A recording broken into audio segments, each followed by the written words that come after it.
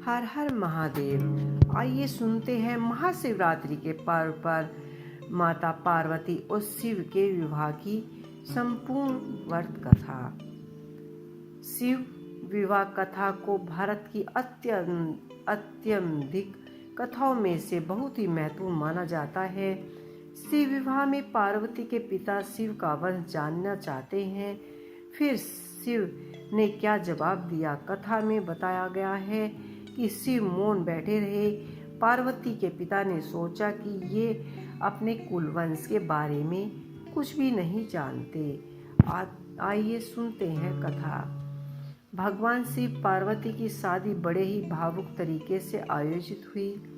पार्वती की तरफ से कई सारे उच्च कुलों के राजा महाराजा और शाही रिश्तेदार इस शादी में सम्मिलित हुए, लेकिन शिव की ओर से कोई रिश्तेदार नहीं था, क्योंकि वे किसी भी परिवार से ताल्लुक नहीं रखते थे।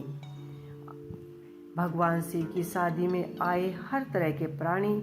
जब शिव और पार्वती का विवाह होने वाला था तो एक बड़ी ही सुंदर घटना घटी। उन्होंने शादी बहुत ही भव्य पैमाने पर हो रही थी। इससे पहले ही ऐसी शादी कभी नहीं हुई थी। शिव जो दुनिया के सबसे तेजस्वी प्राणी थे, एक दूसरे प्राणियों को अपने जीवन का हिस्सा बनाने वाले थे। उनकी शादी में बड़े से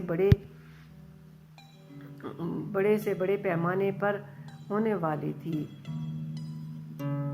एक दूसरे प्राणियों अपने जीवन का हिस्सा बनाने वाले थे। सभी देवता तो वहां मौजूद थे, साथ ही असुर भी वहां पर पहुंचे। आमतौर पर जहां देवता भी जाते हैं वहां असुर नहीं जाते। माना जाता है कि जहां असुर जाते हैं वहां देवता भी नहीं जाते। शिव परशुराम पति मतलब सभी जीवों के देवता हैं। जो सारे जानवर, कीड़े मकोड़े आदि सारे जीव उनकी शादी में उपस्थित हुए। यहाँ तक कि भूत पिशाच और विषप लोग भी उनके विवाह में मेहमान बनकर पहुँचे। उनके पास आपस में बिल्कुल भी नहीं बनती थी, मगर यह तो शिव का विवाह था, इसीलिए उन्होंने अपने सारे झगड़े भूलकर एक बार एक साथ आने का मन बनाया। शिव परशुराम पति हैं, मतलब सभी जीवों के देवता भी हैं, तो सारे जानवर, कीड़े मकोड़े, सारे जीव उनकी शादी में उपस्थित हुए। वर वधू दोनों को वंशावली की घोषणा की जानी थी। एक राजा के लिए उनकी वंशावली उनसे सबसे अहम चीज होती है, जो उनके जीवन के गौरव को बढ़ाती है। तो पार्वती जी की वंशावली का खूब व्याख्यान धूमधाम से किया गया। यह कुछ देर तक ऐसे ही चलता रहा। माता पार्वती की वंशावली का व्याख्यान खूब धूमधाम से हुआ।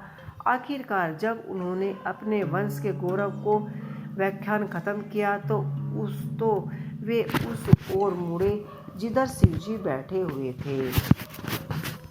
सभी अतिथि इंतजार करने लगे कि वर की ओर से कौन उठकर वंश के गौरव से के बारे में बताएगा, मगर किसी ने एक शब्द भी नहीं बोला। वधू का परिवार ताज्जुब करने लगा।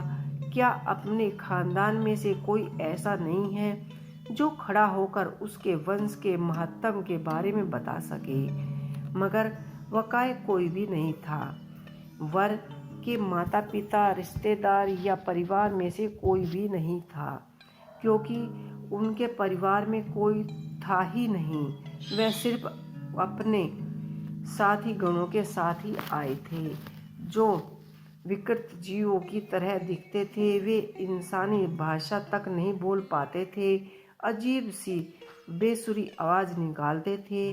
वे सभी नशे में चूर और विचित्र अवस्थाओं में लग रहे थे।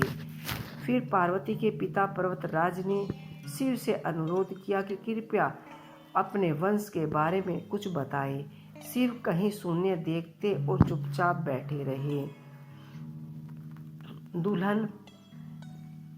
वह न तो दुल्हन की ओर देख रहे थे और न ही शादी को लेकर उनके मन में कोई उत्साह नजर आ रहा था।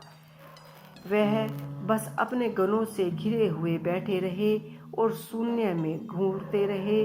वधू पक्ष के लोग बार बार उनसे यह विकल्प सवाल पूछते रहे। कोई भी अपने बेटी की शादी ऐसे आदमी से नहीं करना चाहेगा जिसके लिए उसके वंश का अतः पता न हो।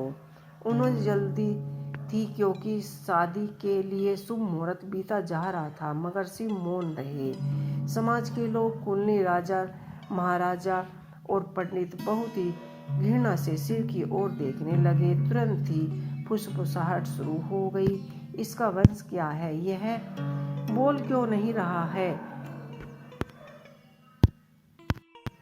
फिर नारद जी मुनि जो उस सभा में मौजूद थे ने यह सब तमाशा देखकर अपनी वीणा उठाई और उसी की एक और तार खींच रहे थे। वे लगातार एक ही धुन बजा रहे थे, टॉइंग टॉइंग टॉइंग। इससे खींचकर पार्वती के पिता पर्वतराज अपना आपा खो बैठे। ये क्या बकवास है? हम वर की वंशवाली के बारे में सुनना चाहते हैं, मगर वह कुछ भी बोल नहीं रहे हैं। क्या मैं अपनी बेटी की शादी ऐसे आदमी से कर दूं और आप यह खिसियानी वाली शोर क्यों कर रहे हैं? क्या यह कोई जवाब है? नारद जी ने जवाब दिया, वर के माता पिता नहीं हैं। राजा ने पूछा, क्या आप यह कहना चाहते हैं कि वह अपने माता पिता के बारे में नहीं जानते? नहीं, इसके माता पिता ही नहीं है, इनकी कोई विरासत नहीं है, इनका कोई गोत्र नहीं है, इनके पास कुछ नहीं है, इनके पास अपना खुद के अलावा और कुछ नहीं है। पूरी सभा चकरा गई। पर्वतराज ने कहा कि हम ऐसे लोगों को जानते हैं जो अपने पिता या माता के बारे में नहीं जानते।